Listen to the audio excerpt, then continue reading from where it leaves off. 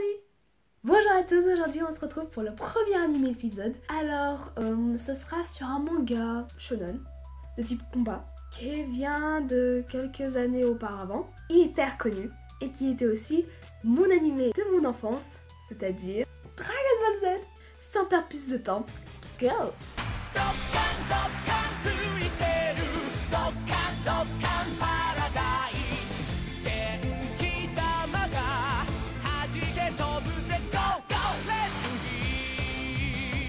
Alors c'est un shonen avec plusieurs séries, une principale qui a 291 épisodes, mais aussi des séries de côté qui racontent la même ou pas histoire. Je ne m'y connais pas, je n'ai pas vu tout ça. J'ai juste vu Dragon Ball Z et Dragon Ball Z Kai. Dragon Ball Z, suite de Dragon Ball, raconte la vie de Son Goku après son mariage avec Chi-Chi et la naissance de leur fils Son Gohan. Un jour, un mystérieux guerrier, Raditz, arrive sur Terre et il se présente comme étant son frère. Il apprend aussi à Goku qu'ils sont des Saiyans, guerriers craints de tous pour leur force et leur cruauté.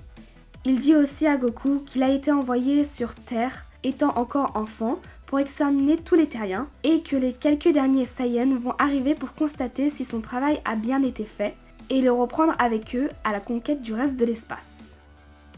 Alors c'est un animé avec beaucoup d'action qui possède de nombreuses scènes de combat que je trouve très bien réalisées pour ma part.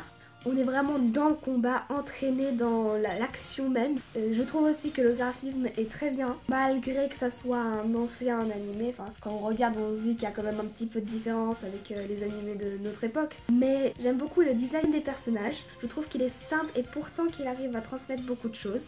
Et puis les personnages en eux-mêmes sont aussi très caractéristiques du manga. On s'attache beaucoup à eux.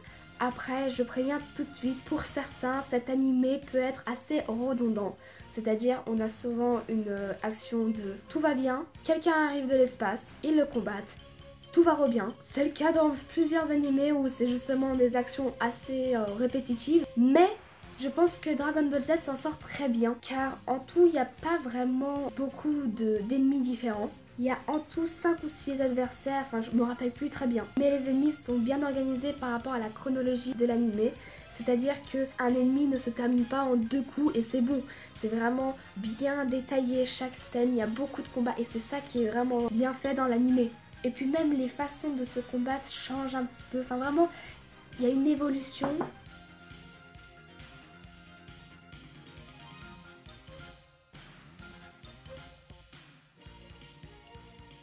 Donc c'est tout pour cet animé épisode sur Dragon Ball Z. Je le conseille tout de même très vivement car c'est un classique et puis c'est l'animé de mon enfance et j'ai grandi avec ça.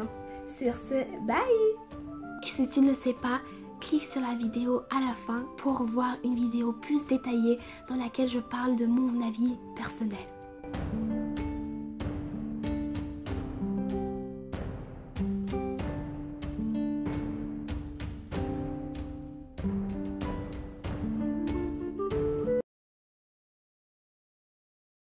Dragon Ball Z! Oh, ça fait bizarre comme... C'est bizarre comme effet.